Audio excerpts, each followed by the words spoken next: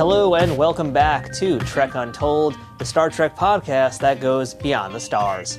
I am your host, Matthew Kaplowitz. And to my regular listeners out there who are wondering why I might be sounding a little bit more tired than I usually do, that's because I am currently on day 3 of New York Comic Con. And this is an event I've been attending since the very first one at the Jacob Javits Center, which I think was 2006, if I'm not mistaken.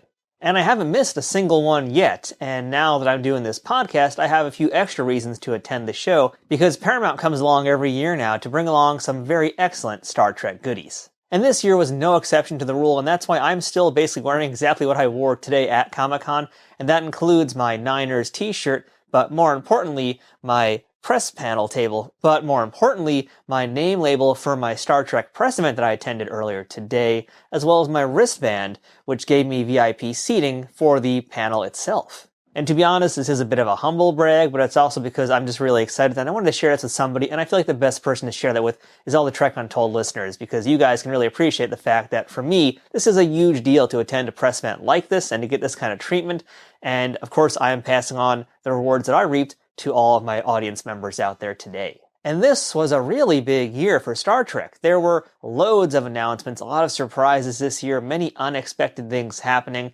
It truly was a grand year for the franchise. And we're not just talking about the stuff coming from Paramount, we're also talking about merchandise and toys. And we're going to get into all that in a minute here, because to kind of preview what's going to be happening over the next few episodes of Trek Untold, we're doing some extended New York Comic Con coverage.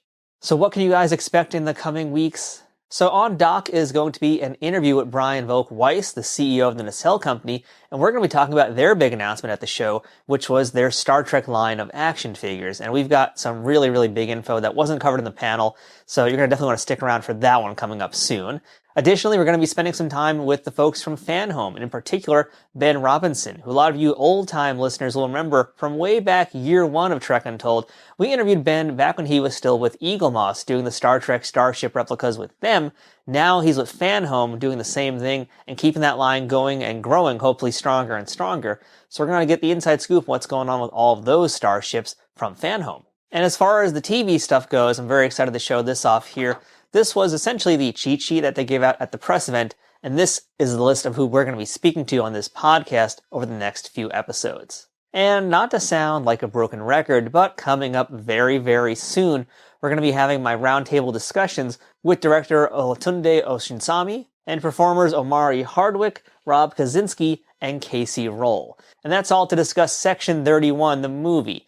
And the odd thing, of course, about Section 31, the movie, is that we still really don't know much about it. And even at this panel that we went to and the press event, we pumped them as best we could for some information. And I think we got some really good things that are going to help figure out what the movie's going to be about.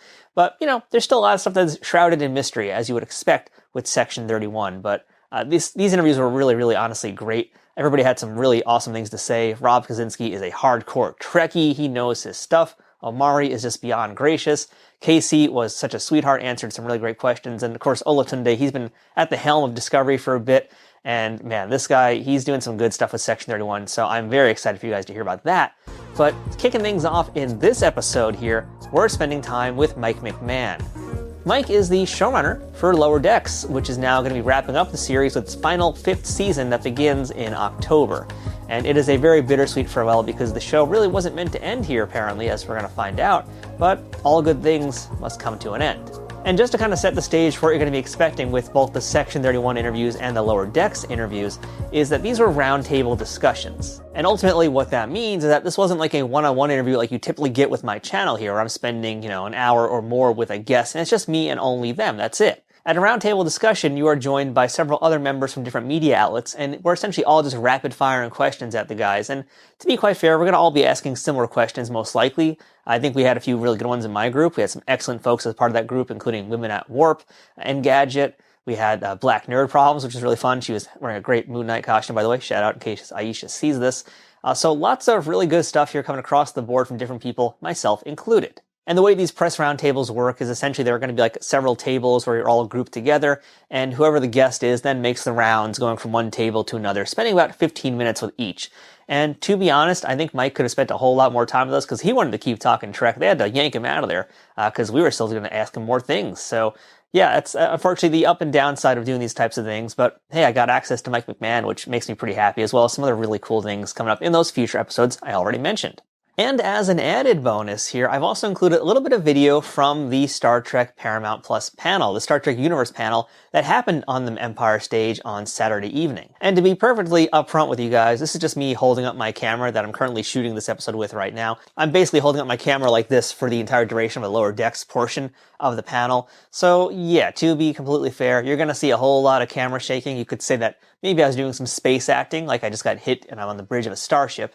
But really, it's just me holding my camera, no grounded audio, it's just whatever the natural audio was in the room for the session. So that means it is far from perfect. And I'm sure that Paramount's going to be releasing a much better version of this with clean audio and everything like that. Or at least Comic-Con will probably do that at some point. So if you want the whole panel, it's probably out by now, so go ahead and check it out on YouTube. But if you just want a little sample of it, specifically the lower decks portion, you can stick around here for that. And it's a really cool one because we weren't just joined by Mike McMahan, because this panel had a whole lot of special guests. And as far as lower decks went, that included all 4 core crew members of the show. So we had Tawny Newsome, we had Jack Quaid, we had Noel Wells, and we had Eugene Cordero joining them. And they hadn't really been in the room together for a long, long time because for the most part, as we learned during this panel, they record all their lines separately. So when this group gets together, it just turns into an absolute madhouse. It's a party, it's a great time, and it was just really fun to kind of just be almost a fly on the wall with their wonderful conversations and all their great in-jokes and just seeing a bunch of friends who don't get to hang out. And the entire Comic-Con panel for Star Trek was again littered with tons of shocking surprises. We got to watch the very first episode of Lower Decks, and no spoilers from me here, although I should warn you, there will be a few spoilers in the Comic-Con panel section from those stars I just mentioned. But we got to chat with them. We had a huge surprise where we got to see Ethan Peck and Carol Kane from Strange New Worlds. We were joined virtually from Canada on the set of the new Starfleet Academy show where we got to meet some of the new cast members, as well as an appearance in-house from Bob Picardo, and never anything wrong with that. And wrapping things up was, again, some of those cast members who I mentioned earlier from Section 31, but we were once again joined virtually by a huge, I'm getting goosebumps just talking about it, huge surprise in Michelle Yeoh, joining us all the way from Prague. And again, if you want to see all of that really cool stuff, it's already been covered by other people, by other channels, and I'm sure that either Comic-Con or Paramount has released the full footage by now. I'm sure someone has. So if you really want to see it, you can go check it out there, and I do recommend it because it was just a blast hanging out with everybody. And overall, too, my Comic-Con experience so far has been really great. It's been fun seeing Trekkies and non-Trekkies alike. I got to get a lot of really cool stuff, say hi to a lot of old friends that I rarely get to see, and I also got to pick up this little gem here, which, again, very excited to share with you guys. This might look like an ordinary baseball card to the untrained eye, but to those who know, this right here is my Buck Buckeye signed card, as in signed by the actor who played this part in DS9, Keone Young. And he is someone who I've been trying to get on this show for a long time, and he's done conventions all over the place, but I keep missing him whenever I go to these shows, or I just can't make it to the shows he's at. So while wandering the showroom floor, I ran into him at his booth, and of course I had to pick up this Buck Buckeye card, and well, fingers crossed, but hopefully we'll be talking to him on this show very soon. So Comic-Con 2024 has been a very rewarding experience for me, and once again, it's going to be you guys who get to reap all those wonderful benefits. So stick around because we've got a whole lot of NYCC coverage coming up for you in the weeks that follow. But before we get started with this week's episode, I want to ask you guys to please follow me on social media. If you're on Facebook, Twitter, Instagram, and TikTok, you can follow this podcast at Trek Untold across all of those different places. Please make sure to subscribe to the show if you're listening to it on any audio platform, and we're on pretty much almost all of them out there. And if you're watching this video on YouTube, hey, don't forget to give us a thumbs up, leave a comment, and subscribe to the channel for all of our updates. And big shout out to my supporters over on Patreon. They help keep this starship going at warp speed. So as always, big gratitude to all my fine friends over on Patreon. And if you're in a position to financially support this podcast, please consider doing so by visiting patreon.com/trekuntold. We've got a list of different benefits you can get there as being a special member as part of this community, and you'll play a part in helping keep this show continuing to go at optimum power. You can check out links to all these things I just mentioned, as well as a few other things I didn't, in the show notes below. So without any further ado, let's go ahead and beam in this week's guest. Computer, access interview file. How do you guys want to do this? You want to go around the circle? You want to just throw stuff out? Let's just go random, I guess. Yeah, random. Wow. All right, hit it. Okay, I guess I'll go first. Yeah, absolutely. So my question is kind of about the deep cuts that are in Lower Decks. Sure. And obviously there's so many of them, and they are so expounded upon. What goes through the decision process? Yeah. Like, that's the one I want to expand on for this episode. So it's different. It's different. Different deep cuts come in different ways. There's, I want that character. They're a deep cut. Let's talk about them ad nauseum. How do they tick? What about the actor's performance? Like, makes them exciting and want to work with them. What about their story? Where would they be in our era? Like, all that stuff. That's a ton of discussion. Other times we're in the middle of making an episode and I'm like, wait, there's a thing I remember vaguely that would be perfect for this moment. This shouldn't just be a sci-fi thing. This should be a Star Trek thing that already existed. We can use that. And I'll go digging through old episodes, or I'll go to Memory Alpha and be like, ooh, that was it. And like sometimes I'll have misremembered it or whatever, and I'm like, okay, I'm glad I looked it up. And then other times it's Tawny might know something in the booth and reference it, and I'm like, oh yeah, because we all have different things we love about Trek. So like from the artists and the actors and everything, and then the artists will sneak stuff in there, and I have to approve everything. So I'll get, if they're going to put something in from a legacy show, because we draw every prop, right? It's not like we can just go into the prop bin from another show and be like, oh, they had this thing called an exocomp. Let's spray paint it gray and it'll just be an engine piece anymore. You know what I mean? But we do love, like, it. People say this show's a love letter to Star Trek, but we're also a love letter to making Trek.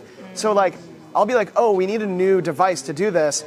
Go and look up a device that got used a couple times for different things, and then draw that, and then we'll have used it like a fifth time, and that's like a little meta joke for me, you know what I mean? Yeah. And then other times it's like, maybe my favorite was when I had Tawny say, well, I'm a bit of a Zon, huh? You know, and it's like the most ridiculous wall-breaking joke, because it's from a Star Trek that never got made, you know? Oh my God, like, yeah. So you find it in different ways. It might come from the artists, the voice actors, from me, from the other writers, but like, as long as it's not breaking the era we're in, as long as it doesn't feel too cute by half in a way.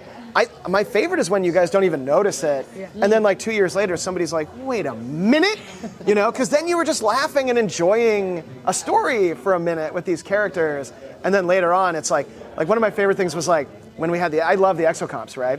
You know, I asked the artist, not only should she be hovering when Peanut Hamper's on screen, but will you give her a slight sway like she's being held up with fishing line? And that's like hard in animation, and they did it, and every time I see it I laugh, and I don't think I've ever noticed anybody say anything that she's like swaying there, but it makes me laugh. So anyway, hopefully that answered it. No, that was perfect. Okay, Yeah. good. And I love to hear that it's so collaborative. It's really... Oh, well, it can't all come from my brain, but it all does annoyingly have to bottleneck at me. But like, they know what makes me laugh. So like, when a prop is coming through the design phase, they'll paste on the screen on the PDF I get where it existed in other Trek to be like, don't try to tell us this isn't part of, yeah. Mike, you've had a lot of deep cuts on the show, and I'm curious, are there any deep cuts that got left on the editing floor? Any deep cuts that Paramount was like, no, you can't do that? No, I mean, the problem is, it's not left on the floor. I could be deep cutting forever. There's 800 episodes of Star Trek. There's 50 episodes of Lower Decks. You know what I mean? And like, all the deep cuts are personal to somebody on the production, right? So like, why are, like, exocomps being one, like quality of life being like an episode that I loved growing up, but not everybody is like, that's the episode. You know what I mean? Like everybody else is talking about the inner light. And I'm like, yeah, but what about the exocomps? You know what I mean? And the same thing was with the Packlets. The Packlets, to me, I saw that episode on TV growing up, and then I didn't see it again for like 15 years when the DVDs came out. And when I saw it on the DVDs, I gasped because I thought I had imagined that episode. And I was like, they did this? You know? And so Packlets became like my almost like personal little like thing I liked that they existed, because like it was like finding an old friend again. So like, but yeah, it's tough though, because whatever got left, I would have just kept doing. But all the big ones for me, like my cat's name is Riker, right? Like Riker shows up for a season, you know, and like I love Enterprise. There's some really cool Enterprise stuff this season that the only reason I wasn't putting favorite stuff in was because I didn't want to break the era. So like, it took a little while to figure out, how do I do this that feels organic? And like, I figured out some cool ways this season to Hail Mary a couple things that I really like. Yeah, I'd like to build on that, you know, since we're talking about the deep cuts and everything. And I mean, First of all, we all agree, like, Lower Decks is great because it really cares about the characters and you do care about the story. But since we were talking about the deep cuts, I'm wondering, because, like, it's, even though you're making official Trek, it still has that fanfic feel where you're trying to fill in gaps or explain things further. And I'm wondering how much of that plays into when you start writing episodes. Like, do you start with the characters or do you be like, here's a corner I want to explore? So every episode starts with how any Star Trek would be made, which is like, we need a sci-fi thing and a character thing. And how are those going to merge, right? And on Lower Decks specifically, it's we need a Star Trek thing and we need a character thing that feels like it's a story that comes from your 20s or 30s or maybe a little bit before where you're finding your way in life. Like when I moved to LA, I was like, I want to write action movies. And then I was just looking for any job and I ended up working on this show Drawn Together as a PA. And I was like, wait, I love watching animated shows, but I'd always been told, if you can't draw, you can't work in animation, but I can write, and I love artists, so finding that path for me, I like stories like that, so we always start with, where are the characters, what do they think they want, what might they actually want, what did we as writers think we were going to do with them, and what have we found with working with the artists, working with the voice actors, writing these stories, like, I always make sure that there's a grounded, relatable Lower Decks story. Because I do believe everybody's Lower Decks, whether you're like the heads of companies or whatever, that like deep down, when you go home, you're Lower Decks. Like anybody who thinks otherwise is kidding themselves. And then the one problem we don't have, which you really see in Voyager, is what do we do if it's not, that hasn't already been done in Trek? We are freed from that. Because we're a comedy that relies on the shared experience of having seen Trek. So I used to work at Second City in Chicago, and there were always sketches about things that were happening in Chicago, and the audience would always go nuts because we were all there or from around there. A comedy in Star Trek has to assume that you've probably seen most of Star Trek. And so instead of having to beat and do something new, we would go back and be like, all right, what have we done that we can do our version of because our guys have had to do it 50 times, and what's a new thing we can say about it, or how can we build out stuff like, oh, yeah, we all know about Orion, but do we?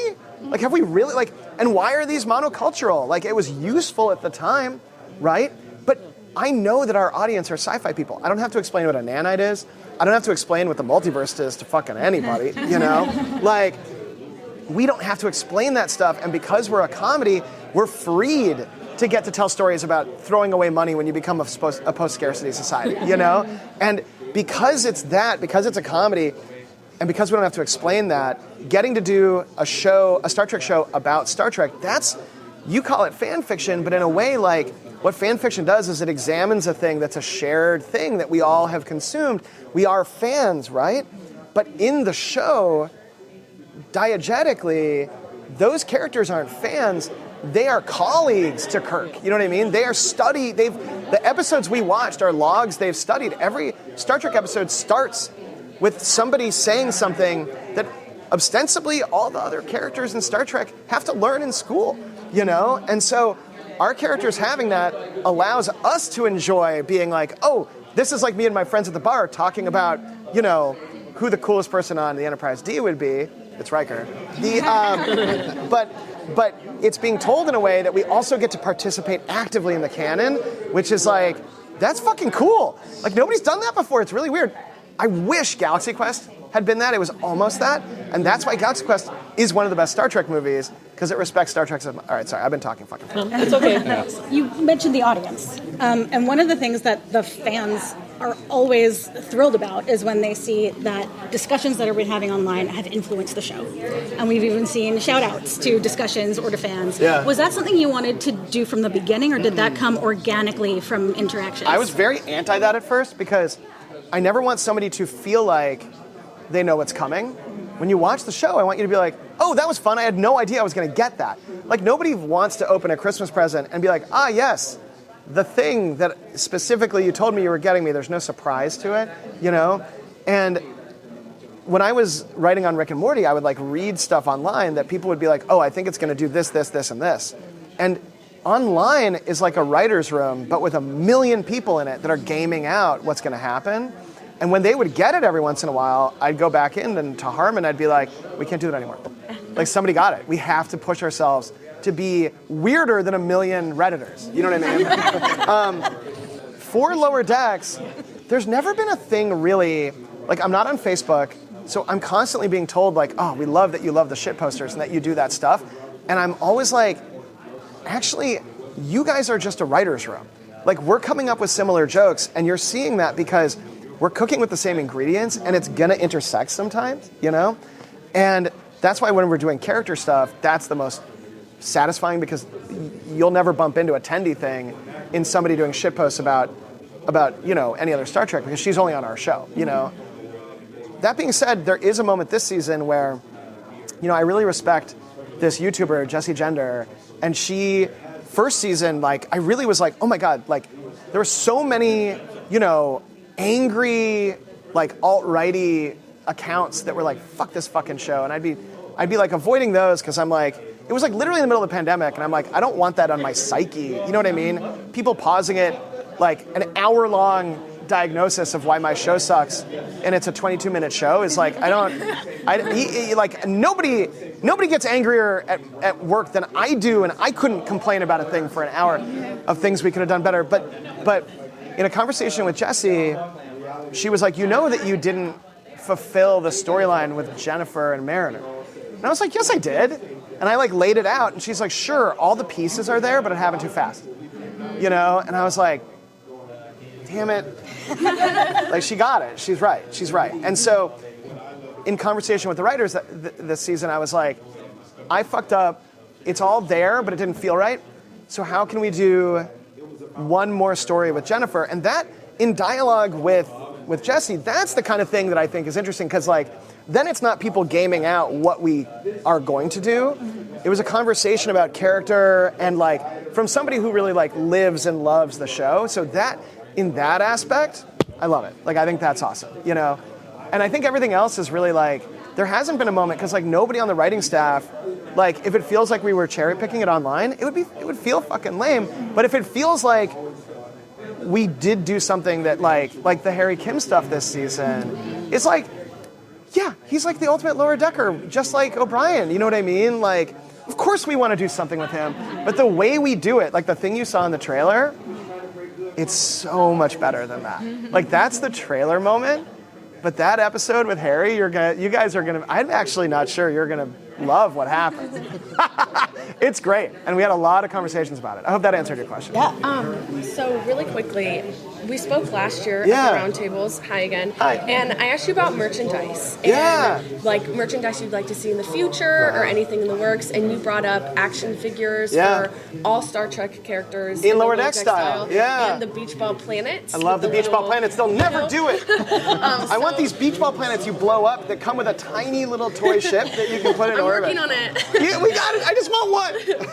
So I just wanted to come back a year later, a couple episodes later, you know, you've been in the writer's room, all that jazz. Any updates? Anything else you'd like to see? There's stuff that's being worked on a little bit. Right.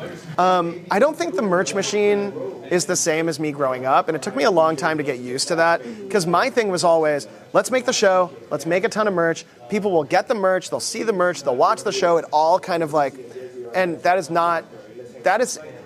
it's a miracle this show exists because of the streaming era. Like, we wouldn't have existed without it, but merch in the streaming era doesn't go hand in hand. Like, you have to be the biggest show to ever exist, and I'm getting a little more used to that, but there is some cool Lower Deck stuff coming down the line. I'm greedy. I would love tons of it, you know, because, like, merch in Star Trek was a thing I grew up with. That's why Boimler collects plates, you know? So I was always, like, in the early 90s, like, moms I knew would have Star Trek plates, and I'd be like, that's hilarious, you know? As for new merch stuff, I love the ships. I'd love, like, a big toy Cerritos that, like, you could pull the hull off of, that would have deep cuts. Like, if Lower Decks is about deep cuts, I would love the merch to have deep cuts to the show. I would love, like, an Agamus, you know what I mean? Like, that has, like, voice lines in it. I would still love, like, one of the very first things I pitched that they were like, it's too complicated, I might have brought this up before, is I would love to work with good fanfic writers to write like short, funny novels that delve into weird stuff. Like, I would read novels about Billips's, you know, growing up on his, you know, dragon-filled planet, And I would love that. I like the Apocrypha, all that kind of stuff. I wish there was more opportunity for that, but I think we just live financially in a world where probably for the best, they're not pumping out a bunch of plastic nobody wants. Like, for the most part, I'm happy about that. We already have enough of it in our fucking blood. So, like, Mike, we gotta wrap up. no, I'm talking about Star Trek. All right, wait. As we're wrapping, is there a last? I hope that answered your question. No, it does. Thank you so much. Okay. Season 5 being the last season, was that always the plan? No. We did a good job on it. It feels like, I've been saying this a lot, my wife loves Taylor Swift. This feels like an era. It feels like we popped into an era from beginning to end. It feels like you have seen something happen. But man, the way we leave it, you're going to tear up because it's not The Sopranos. It's not like, boom, you're done. Thanks for watching. You know, it leaves you in a place where everybody's grown and now they have new stuff to do, and you get to see a hint of it as the ship leaves, and you're going to want to see it. I want to see it, but you're not going to feel like we didn't finish a story. So you're going to get both, but I could not just end it. Yeah. We got to do 10 movies. Yes. We got to do spin-offs. You know, we got to get the whole crew stuck in the Delta Quadrant, I guess. But yeah, it's the season. You'll see as the season goes, it becomes more aware that it's a final season because I didn't want it to be a final season. But as I just got more proud of having done 50 amazing eps, like I was just like, no, I can't, through being a baby about this, not give you guys something that feels worth watching. And so, again, you know, the closest I could come to that is an amazing end to a chapter of an overall story that we could keep telling stuff with. Amazing. Thank you. And I just want to shout out the Ryan North comics coming out and the new comics coming out. They're so good. I read every script. I give notes on all the art. They're not doing anything that I'm not having eyes on. There's an amazing Choose Your Own Adventure comic coming out, and it's hilarious. So definitely check that stuff out. And I'm just going to, you know, if there's ever an opportunity to work with everybody again, I'm going to jump at it. All right, thank you guys. Thank you so much. Have a good con. Enjoy the rest of your time.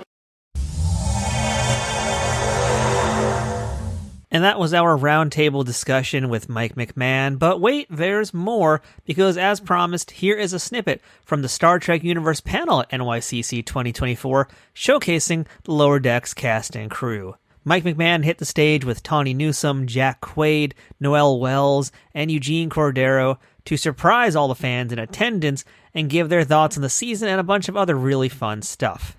And please keep in mind, this is not going to be the most high-quality footage. This is literally me holding my camera with my hands for the duration of this section here. And the audio is just the audio from the auditorium. It's not the good, grounded audio. And unfortunately, for the folks watching the video version, somebody taller was sitting in front of me for this part of the show here. So you're going to see a bit of their hat for most of this. So just bear with the technical difficulties and the things that were out of my hands to fix. And one last very, very, very critically important reminder that there will be spoilers about Episode 1 of Season 5 of Lower Decks, so if you haven't watched it yet, make sure you're caught up. But otherwise, enjoy the hilarity of the Star Trek Universe Lower Decks panel.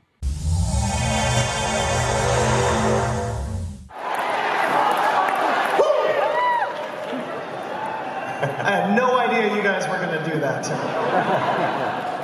He voices Rutherford. Let's bring out Eugene Cordero. Okay, Eugene. She voices Tendi. Noel Wells. Here comes Boimler. Jack Quaid. And finally, she voices Mariner. Tawny Newsome.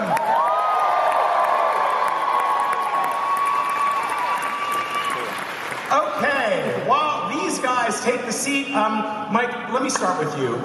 Just tell me, everybody here gets to play another version of their character in this episode. What inspired that?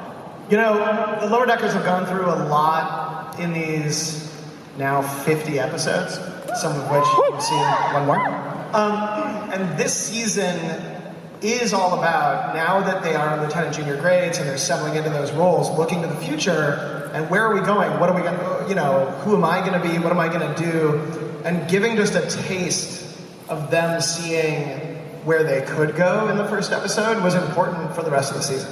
Yeah. So let me ask each of you what it is like to do something like this, because you get into the mindset of a character, and then you have an episode like this where you're playing a completely different character. Let's just go straight down the line, starting with you, Eugene.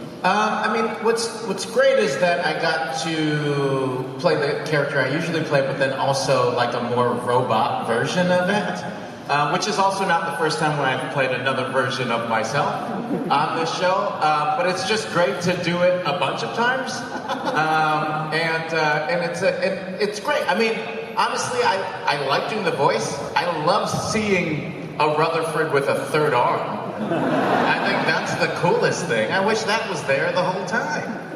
Well, Tindy doesn't have a very variable version of herself, but she is putting on her pirate hat, and so she's having to juggle two versions of herself, the Starfleet version and her Orion version, and I think she's testing it out. Can she be her optimistic, no-killing self in a killing world? And it's fun. It's fun that I got to do both of those parts, the badass version and then the sweet one. Being like, let's not kill anyone. Love it. What about you, Jack? Well, I just want to point out that in the script, that other Boimler's name is Beard Boimler. And I love that he's just Boimler, but chill. So it was just insane. It was just, it was so fun to play Boimler with absolutely no anxiety. It was just like, it was so weird though. It was like, hey man, have a great day. Yeah. Like that's so odd to say. Yeah. In a Boimler voice. Something's wrong when he's not nervous. Yeah, something truly is amiss. Yeah.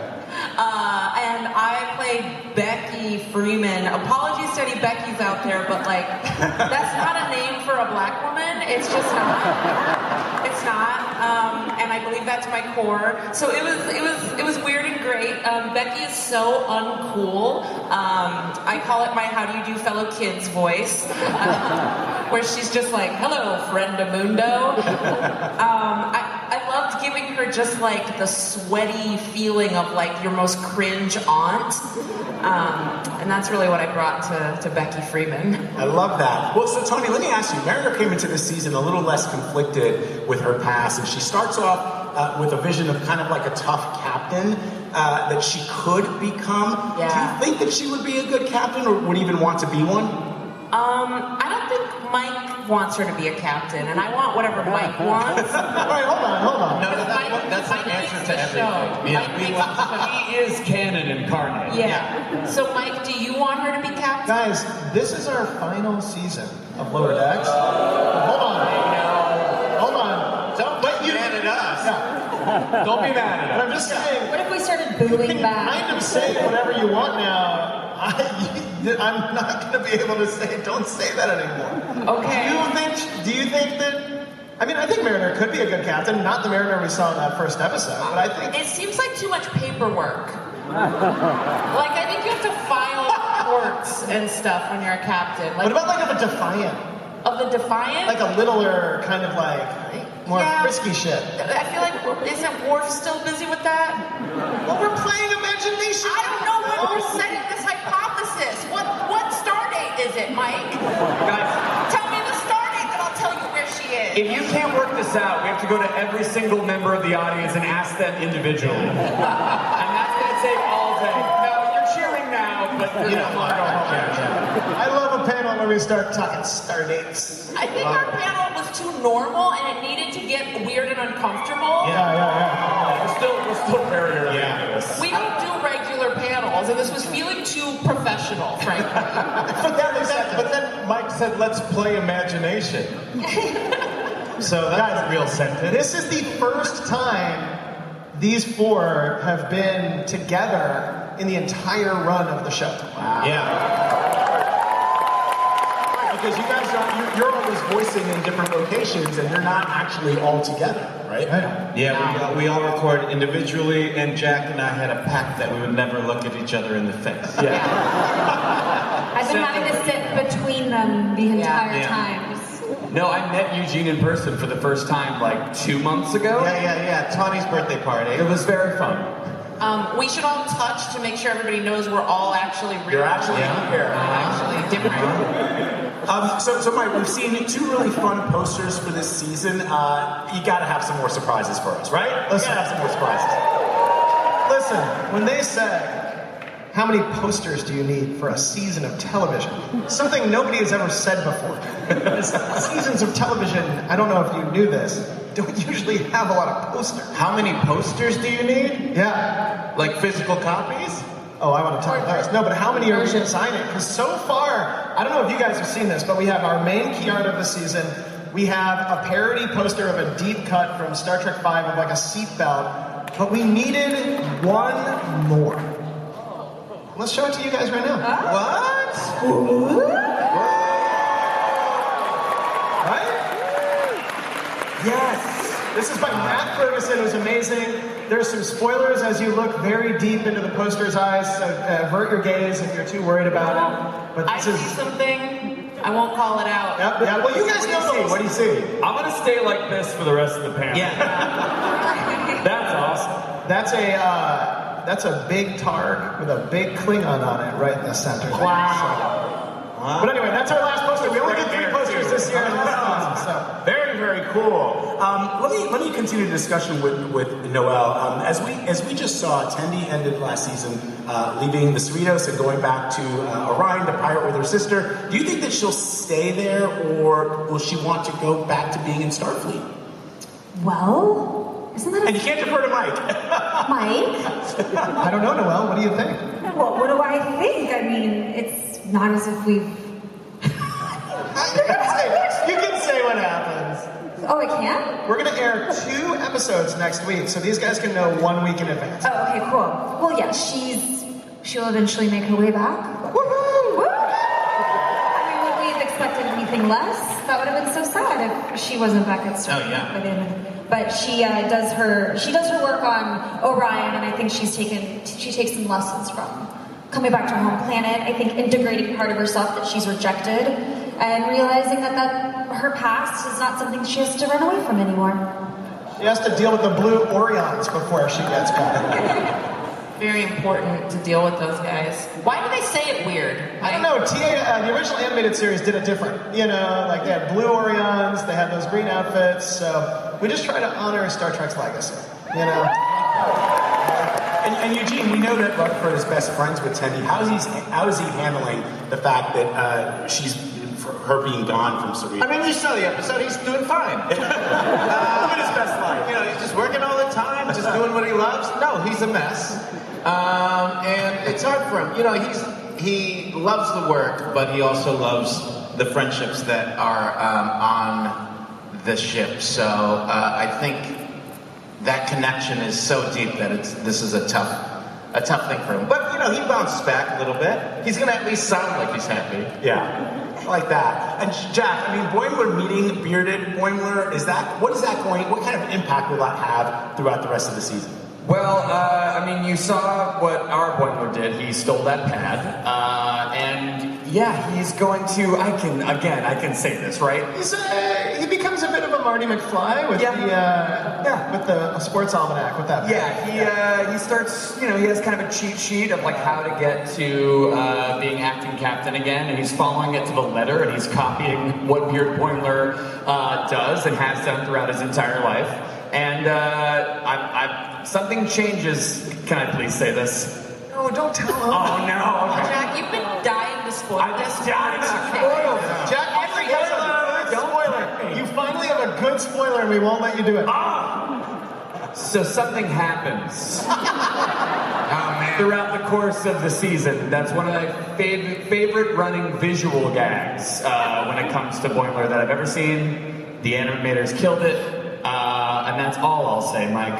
What a great cover of not spoiling something. Yeah. Over the course of a season, things happen. Yeah, Boimler with that pad, it's really funny because he's just cribbing lightly. Like if you had the diary of the best version of yourself, it would be really tempting to crib from it. And I'll give a slight spoiler since I'm saying no to spoilers.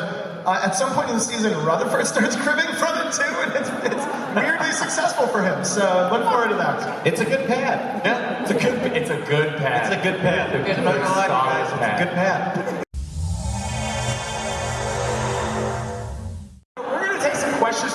guys now. We got a couple of minutes, so there's some folks that should be coming around. There are microphones. I see an Andorian. I see some Cerritos officers up here. I see Dr. Tana. So, yes, sir. What up? What happens to Captain Freeman? Oh, damn. You went right for it. He's like, enough with you guys talking. Yeah. Tell me what I need to know. Like, stop playing with my heart. That's a good question. That's a good question. The Captain Freeman from the bad dimension ended up at Starbase 80. Not a good place to end up, but our Captain Freeman is still on the Cerritos this season, so do not worry. Thank you. Yes, ma'am. Over Sorry here. to scare you. Hi, Jack. I don't know if you remember me. Oh, I remember you. You're dressed as Mariner. Hey. I see you so badly. My question was, since I know it's the final season, really hate that. What is it that you would have, this is to everyone, what would you have liked to see, what development would you have liked to see with your character happen if you had more seasons? We're going to play pretend. Eugene, your favorite? Oh, we're going to play imagination? I know what was going to happen with all of them, so I'm also curious for their answers. I want to dig more into what life on the raisin vineyard is like. Yeah. I want to know what Boimler's family is like, and if they all have purple hair, or if that was just like Boimler's choice. I guess if his beard is purple, then that's something. But yeah, I wanted to kind of get more into his family. I kept pitching, I do want to see Boimler's parents. I kept pitching to Mike since like season 1 that Mariner should have a stressful sister that we just don't know about, who just shows up in like the 5th or 6th season, and we're like, you had a sister this whole time? And she's even more chaotic than Mariner. Mike said that was a bad idea. But that's what I would have liked. When in Star Trek have we ever met a new sibling? It could never happen. I feel like, Tindy's on a fast track to leadership, but what if she gets into a toxic relationship with a man who doesn't believe in her, and then she becomes a trad wife? And wow. Tindy, don't tell people stop. I mean, Noel. That's a deep cut. Learn new terms today. Yeah, right? I'm just saying, I think she'd be a great domestic. Guys, Noel called me and said, I am wearing a green dress in honor of Tindy. I am. So cool. I'm sorry, I just have to point out, I have to get this joke out, I'm sorry. Does a trad wife in the 24th century, instead of using the replicator, just cook regular? Yes, she does it all. She does it all from scratch. She goes to the front. She does stuff from Enterprise. Yeah, I think there's still some deleted scenes in Rutherford's cybernetic head space, so I think we'll find out what's happening there. I also am ready to see more babies that he makes. Because so far he's like a father to all these badgies. Yep. And he's got a cave baby, so it's like, what else? Yeah. This guy's hooking up. Yeah, your cave baby. I would like to see Rutherford get a vasectomy, frankly. I want Rutherford to have more kids. They do that in the comics. Rutherford gets a vasectomy. Oh, yeah. Yeah. Is there a child next that wants to talk? I love when you guys all get together. This is incredible. All right, over to the left now. I am the child who wants to talk. Hell yeah. Hello. So, my question, 8 words. How do we get a Lower Decks movie? And this is all about Rutherford's vasectomy, right? Yeah. Cool. Is it just a movie about me having a bunch of babies? The answer to this is both unsatisfying but true. Is I would love to do it. It has to be good enough to do. And I would love to do animated Lower Decks movies. I would love to do live action Lower Decks movies. I think right now we are in the process of really realizing that we're done with this version of the show as it is. There are no plans. I've seen people online being like, they've got more going on. You guys have 10 awesome episodes coming. I, of course, and I hope I speak for you guys too, we would love to do more. And we are just working to make sure that when we get to do more, if we get to do more, that it's freaking awesome and that it's worth doing. If you guys can't do it, nobody can. Thanks. Thank you. Thank you. Okay, over to the right. Jack, I just want to know, how long did it take you as bearded Boimler to learn to do the Riker maneuver?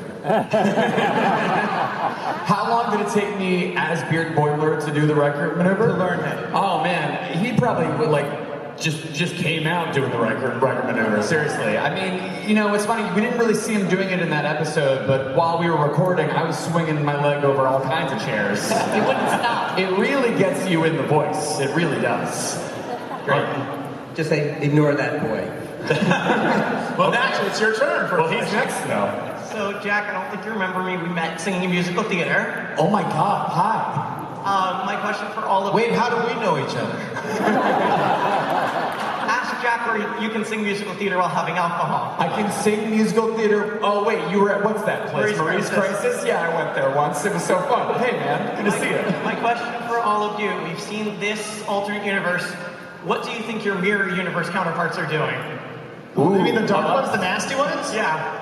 Probably still at Marie's Crisis. Belting out some sound matches. They're probably bummed that they don't get to actively torture people because they're lower decks in the mirror universe. Yeah. Like they're mainly just wearing crop tops, and that's like the whole vibe. I love it. All right, right to the right, and we'll probably do two more. Hi, my question is for Jack. Do you think Boimler's favorite fruit might be tangerines? Oh yeah, okay. So this is a reference to a show in Brooklyn I did last night where I ate a tangerine with the skin still on it. Yeah. And this is not going to answer your question, but my digestion is bad right now. I'll just offer you with How many more Jack questions about stuff he ate do we have in line here? Jack, do you like that the fans are just like geolocating your whereabouts? Yeah. I love it. Hello, Jack, it's me again. Perhaps you remember this face. I love you. They're going to start just throwing fruit at you to eat. Yeah. Oh, that's the next stage. Wait, let's go quick. Let's go quick. We only have 4 more minutes, right? No, we only have like 1 more minute. Oh no! Yeah. Lightning round. So, my question is for when you guys are recording. You alluded to earlier that you're not with each other, so are you able to riff off of each other? What's it like when you're recording? No, you're looking at all the riffing we get. Yeah, this is that's why we're so annoying. We stitched together This is the reason why we can't record together, because Yeah. we won't get anything We don't done. get anything done. But no, this is the only time we get to really be together, which is why we won't shut up. Because when we're in that booth, we're alone and we're kind of pretty business-like. The riffing is fake. On the show, the riffing is fake. The riffing is real here. Let's do another question. Come on. All right, one more. Here we go. Showing up in other shows, do you think that'd be a possibility? Yes, absolutely. Everybody in Star Trek can show up in other shows. We got Spock all over the place. I mean, your character. I just want to say, I want to see these two in live action. These two. It was so much fun when we got to do it, and I want like a whole episode, not to put us out of the job, but I want a whole episode of just them on another show. Yeah, man, I want another job. Listen, Lower Decks should be like when you plant mint in the garden. They let us into Star Trek, and now we're popping up all over where you don't want it, you know? So we have one last one, and then we got to wrap it up. This is the last one. All right, last 5 questions. For Jack and Tawny, why exactly are Boimler and Mariner best friends? Oh, good question. Why exactly? Look into my eyes. Tell me why. Look me right in the eye. Oh man. You know what's crazy? What? Can we ignore it? Yeah, we're best friends. What's crazy is that, it's gonna be a sincere moment. Everyone, hold on. Tawny is definitely one of my best friends. We've become so close doing this. But I know why we connect, but why do you think Mariner and Boimler connect? I think they both need something from the other person. They both represent something that the one can't really do or can't really unlock. And so they feed off of getting that from each other. And it's the perfect definition of friendship and community when it works best, which is exactly what Starfleet is. It's an expression of friendship, an expression of community, and yeah. Fucking love it. Yes. And with that, Mike McMahan, Tawny Newsome, Jack Quaid, Noel Wells, Eugene Cordero. The fifth and final season premieres with 2 episodes Thursday, October 24th on Paramount Plus.